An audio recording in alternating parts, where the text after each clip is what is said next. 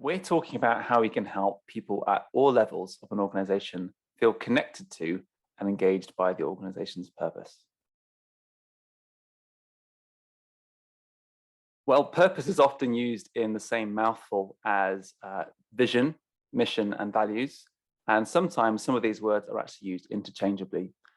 At TPC Leadership, we find Collins and Porras framework from Good to Great, a helpful framework to bring clarity to this. So in their book, Built to Last, they defined vision as a core ideology plus an envisioned future. Bringing a purpose to life in an organization is being clear on what are you about and what world and what organization you're trying to create. So purpose could be described as the heartbeat or the soul of the organization. It's the organization's fundamental reason for being, and it is aspirational. It's always pursued. It's a criteria by which all other decisions should be measured. A purpose should really be communicated as part of a vision, which also includes what kind of people we're going to be, what kind of community, what are we going to stand for, how will we behave and work together with each other and our stakeholders. So that can be thought of as the identity. So who we want to be, what we want to embody, the values and the behaviors behind that, and then a set of ambitions that will deliver the future. That could be thought of as perhaps missions. So what are those big, hairy, audacious goals or really high challenges that will align everybody and engage everybody in playing their part to make this vision a reality? I think there's evidence growing that it's becoming more important to stakeholders inside organizations and perhaps outside organizations. So for investors, for example, we see that there is growing interest for social responsibility and social purpose being something that's real in the organization. So something that is reflected in an organization's governance and the way it's managed. We see that a study by Morgan Stanley of 120 institutional investors concluded that 70% have integrated sustainable investment criteria into their decision-making. Now, that's good financially for them because they know that organizations that incorporate social responsibility and social purpose tends to perform better over the long term, but they're also doing that because their clients are more interested in social purpose and responsibility being reflected and honored in the organizations that their funds are invested in.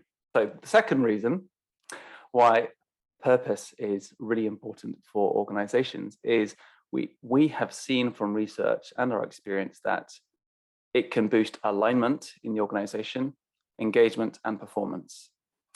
It can also support with attracting and retaining the best talent. So in terms of talent, a recent survey by Deloitte in 2021, this is the Millennial and Generation Z survey, showed that nearly half of the respondents, 49%, have said they've made choices on their career path and about which employees they would like to work for based on their values and ethics. Research carried out by Global Tolerance showed that 44% of people in the UK thought meaningful work that helped others was more important than a high salary. And 36% would work harder if they felt they could see the connection between the company and the society benefiting. So there is lots of research showing that organizations where employees feel connected to the purpose, they demonstrate higher performance. And the purpose can be a tool for enabling the organization to align everybody's work to a common direction.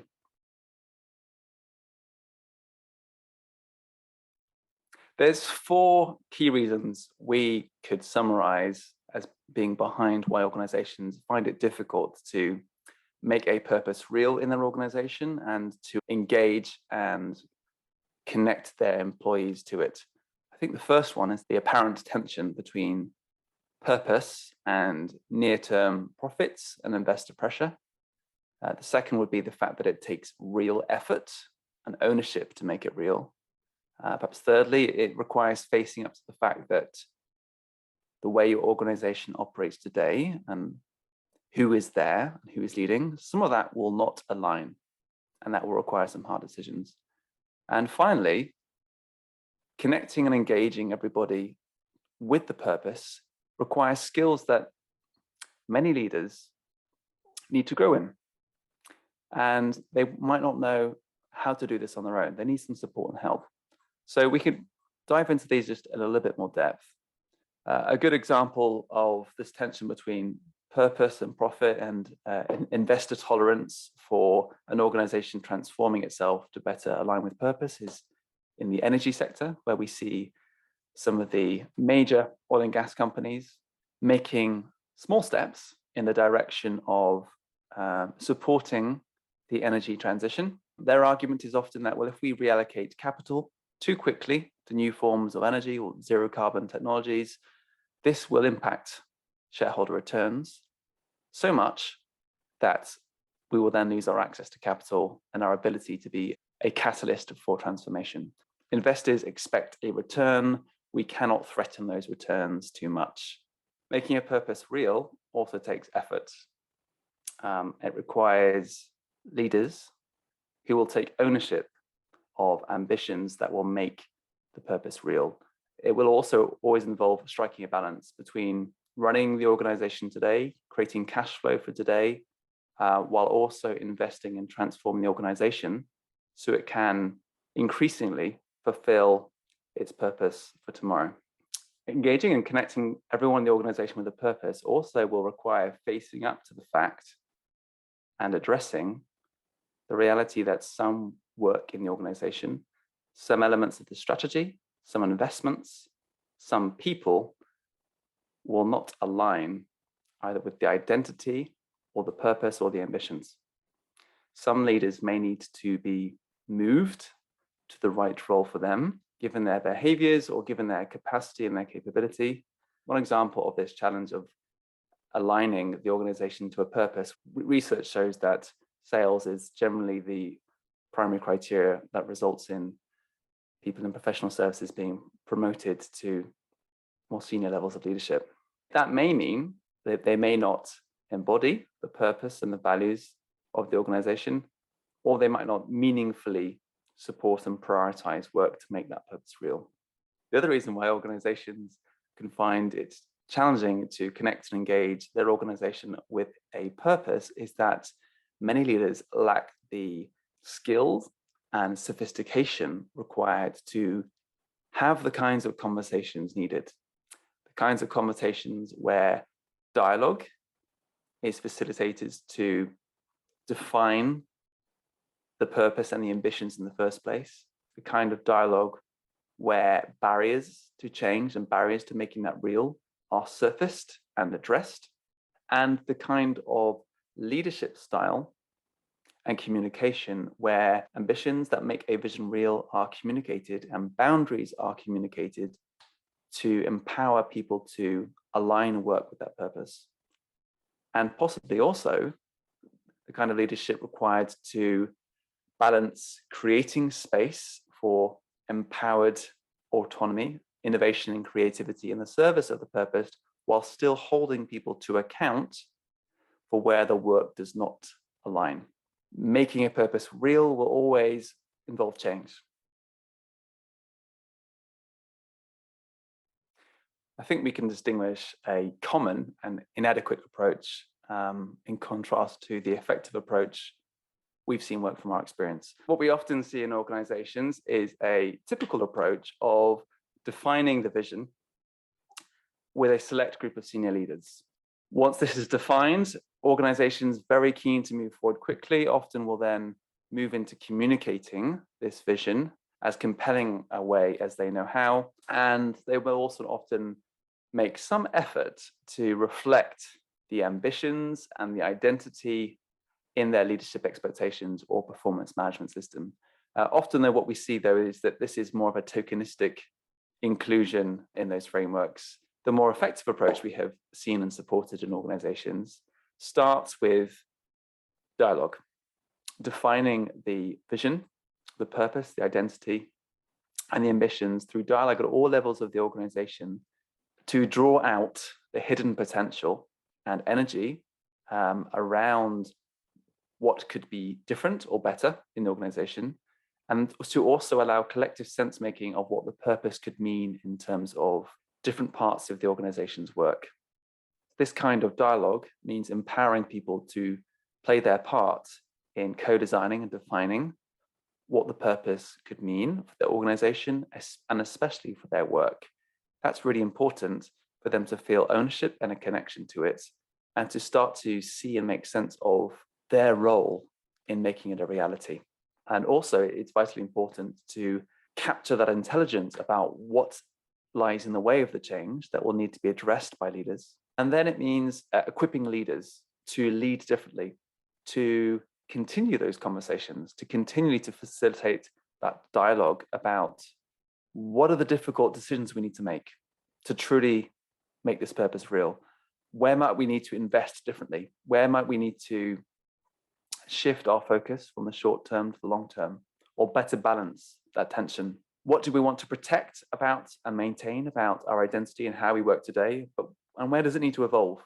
We often see is organizations rushing to talk about their vision that they're very excited about before they've done enough hard work to make it real, before they've done the work to actually surface the resistance and address it, and before they've made credible investment and credible changes that are required to make it real. So some of the changes that might be required to make the purpose real could mean changing some of the leaders. It could mean recruiting some new talents. It could mean stopping projects. It could mean investing in new capability, measuring different things, managing performance in different ways, different incentives and rewards, not in a tokenistic way, but fundamental realignment to the purpose. And it may also mean redefining the role of leaders and redefining their expectations so it's truly aligned with the vision and the purpose. The impact of the TPC leadership approach to connecting and engaging your organization with its purpose is that a connection is created between everyone at all levels in the organization to the vision and the purpose. And the reason that connection is created is because they've experienced dialogue where they felt their voice heard about what needed to change, about what the barriers to change were, what support they needed. And they were also then supported and challenged by leaders in making sense of their role and taking responsibility for playing their part. This also resulted in everyone in the organization feeling empowered and accountable for delivering the ambitions, living the identity in their behaviors, and then challenging themselves and their peers and their stakeholders every day to better align their work to the purpose and to invent and create in new ways to make it a purpose even more each day.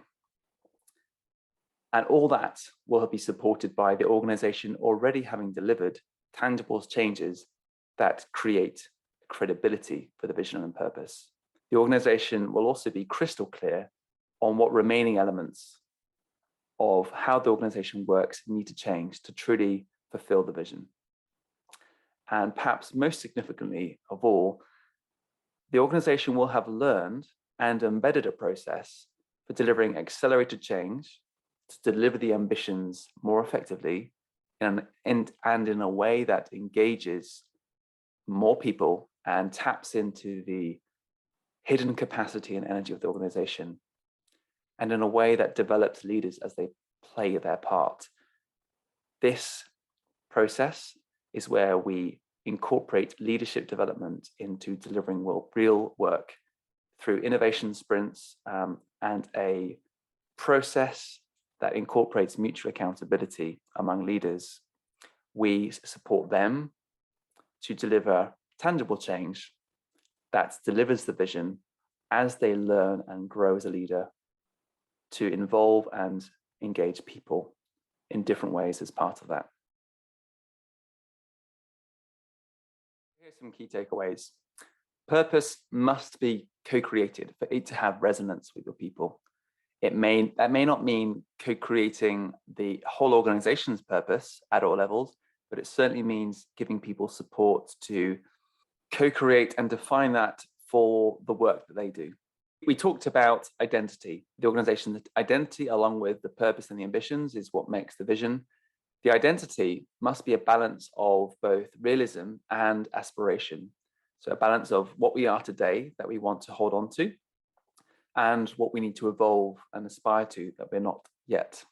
And ambitions with tangible investment and hard choices are needed to make a purpose real and have credibility. Organizations need to deliver evidence before they can make claims about the direction they're going in.